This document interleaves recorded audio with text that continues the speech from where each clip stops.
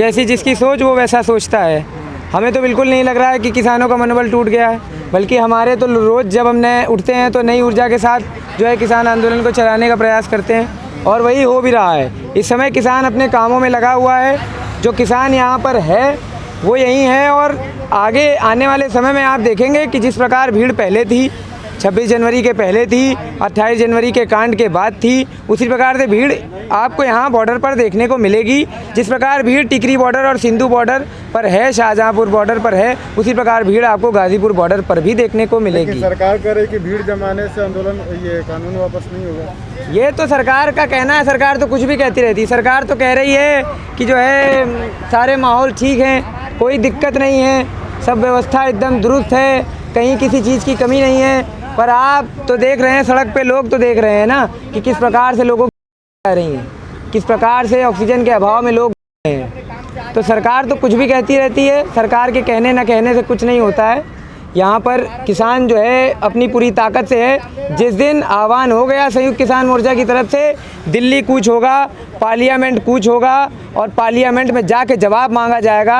Parliament से उन सांसदों को घसीटा जाएगा, उनके कपड़े फाड़े जाएंगे, तब वो जवाब देंगे, तब वो ये बिल वापसी करेंगे। एक तरफ आप कहते हैं कि शांतिपूर्ण तरीके से अपनी बात रखेंगे, दूसरी तरफ आप कपड़े फाड़ने वाली बात करते हैं। ये बताइए, शांतिपूर्व आंदोलन तब तक चलता रहेगा जब तक ये कोई हलचल नहीं करेंगे।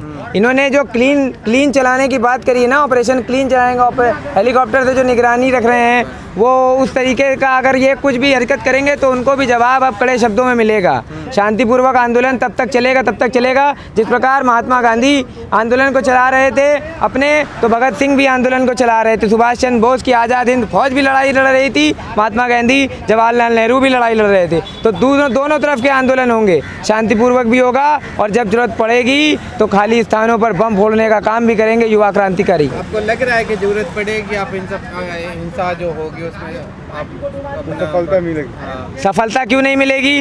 क्यों नहीं सफलता मिलेगी? भगत सिंह के जो वो थे उनसे सफलता नहीं मिली। आज़ाद हिंद फौज से किस प्रकार डर कर भागे अंग्रेजी, ये इसी प्रकार ये काले अंग्रेज भी भागेंगे। ये यहाँ से अपना हेलीकॉप्टर लेके रायसीना हिल से सीधे भागेंगे। ये कहीं यहाँ भारत में नहीं दिखाई देंगे, ये सारे विदेश भागेंगे। ये जो विदेशी यात्राएं कर करके विदेश मित्र बनाए हैं ना इन्होंने, ये वहीं भाग के जाएंगे। भारत में इनका कोई स्थान नहीं बचेगा। ये लूट पाट के जो इन्होंने कहा है ना, झोला, हम तो झोला उठा के आए, झोला उठा के चले जाएंगे। ये झोला उठा के जाएंगे, लेकिन इन्हें जाने नहीं दिया जाएगा। टटोलेंगे उस झोले में। आखिर अभी इन्होंने क्या क्या बेच दिया है जो हमें नहीं पता चला, वो पता चलेगा। आपकी बात तो मान नहीं रहे हैं, झोला उठा के कहाँ से जाने वाले हैं? बात मानेंगे, क्यों नहीं मानेंगे? क्या अंग्रेजी शासक 2 दिन में, 5 दिन में, या 5 महीने में, 10 महीने में मान गया था? 90 साल तक वो लड़ाई लड़ी गई थी। तो इसी प्रकार से ये भी लड़ाई चलेगी। जब तक जान है किसानों में, जब तक उनके अंदर ताकत है, वो लड़ते रहेंगे। तो सरकार तो आपका मनोबल ही तो देखना चाह रही है।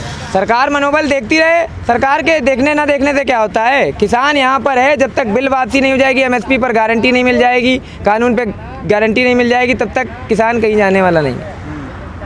जिस तरीके से यहाँ पे टिकरी बॉर्डर की बात करें, वहाँ पे किसान आ चुके हैं, लेकिन इस बॉर्डर पे, गाजीपुर बॉर्डर में भी किसान क्यों नहीं आ रहे?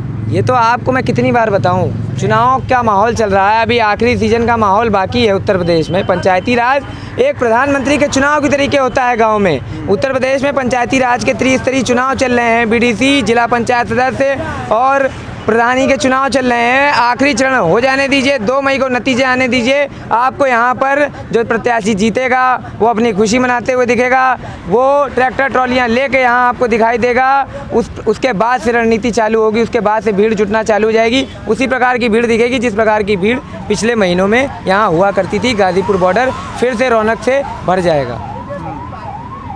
जिस तरीके से महामारी का प्रकोप है, आप किस तरीके से अपनी व्यवस्था बनाए रखें? महामारी का प्रकोप है, मानते हैं महामारी बीमारी है। बीमारी के लिए यहाँ पर सभी जो है जायजे लिए गए हैं। राकेश टिकैत जी ने यहाँ पर जो है सैनिटाइजेशन का कार्य करवाया है, और रोज़ यहाँ पर नित्य हर एक जाके टेंटों में सैनिटाइजेशन का कार्य चल रहा है। शाम को सैनिटाइजेशन होता है, सुबह सैनिटाइजेशन होता है। दूरी बना के लोग हैं। जिस भी किसी किसान को समस्या होती है, खांसी जुकाम या बुखार की समस्या होती है, उसके लिए अलग से टेंट की व्यवस्था कर दी गई है।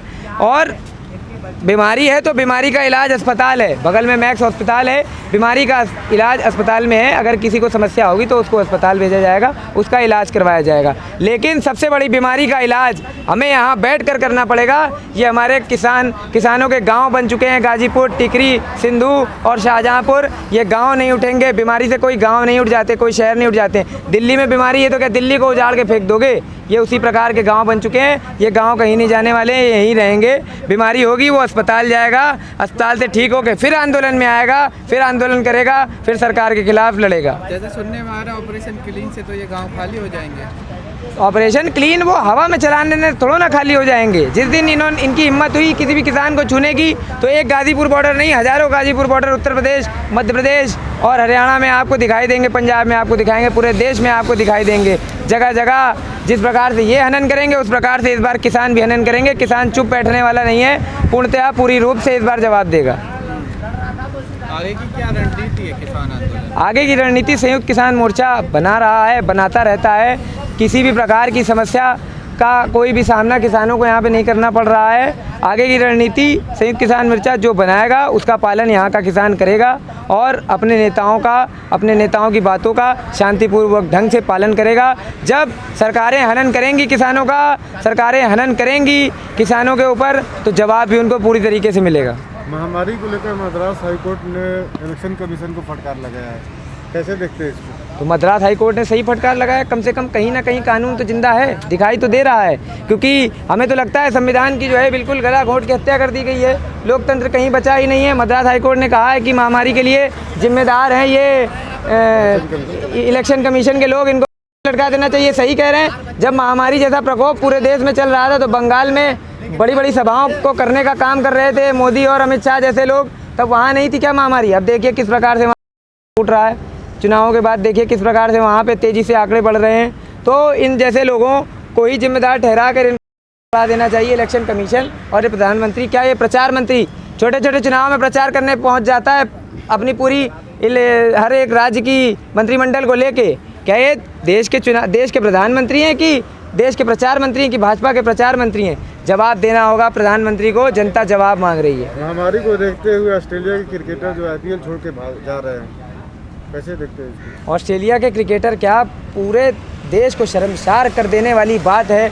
ऑस्ट्रेलिया के क्रिकेटरों का क्या कहना है? वो कह रहे हैं कि इतनी बड़ी बड़ी फ्रेंचाइजें हैं, इतना पैसा इन्वेस्ट कर रही हैं, IPL जैसे इतने बड़े टूर्नामेंट को ऑर्गेनाइज कर रही हैं, लेकिन अस्पतालों की व्यवस्था अपने देश में नहीं कर पा रही हैं। लोग तड़प तड़प कर मर रहे हैं, सड़क पर ऑक्सीजन लिए लेटे हैं, पारिवारिक जन लाइन में लगे हैं, किलोमीटर लंबी लाइन लगी हुई है और उनको ऑक्सीजन नहीं मिल पा रहा है, उनको बेड नहीं मिल पा रहा है। कितनी शर्मसार कर देने वाली बात है। एंड्रयू टाई ऑस्ट्रेलिया के गेंदबाज वहाँ जाकर ये बयान देते हैं कि फ्रेंचाइजी इतने बड़े टूर्नामेंट, विश्व के सबसे बड़े टूर्नामेंट को ऑर्गेनाइज करते हैं IPL को, और वहाँ पर लोग मर रहे हैं तड़प के ऑक्सीजन की कमी से। तो ये तो शर्मसार करने वाली बात है। इस IPL को तो बंद कर देना चाहिए। इतनी बड़ी महामारी चल रही है। बांग्लादेश में जब BPL चल रहा था, बांग्लादेश प्रीमियर लीग, वहाँ जब उसमें आया तो उस लीग को बीच से बंद कर दिया गया था। लेकिन पैसे कमाने के चक्कर में यहाँ पर इस लीग को चलाया जा रहा है, इसमें कोई बंदी नहीं करी जा रही है। भारत क्या इतना गरीब देश हो गया है कि सऊदी अरब से ऑक्सीजन लेने की इनको ज़रूरत पड़ गई है? भारत इतना गरीब देश क्या हो गया है?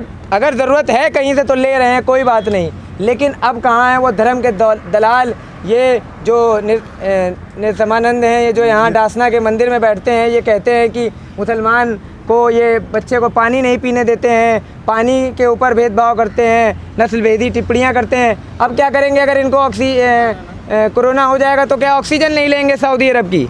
वो तो एक मुसलमान शासित देश है, क्या उसकी ऑक्सीजन ये अपने अंदर नहीं लेंगे? मर जाएंगे, मर जाना पसंद करेंगे। ये धर्म के दलाल सिर्फ धर्म के ऊपर टिप्पणी करना जानते हैं। जब इनके ऊपर पीड़ा आएगी तब इनको समझ में आएगा।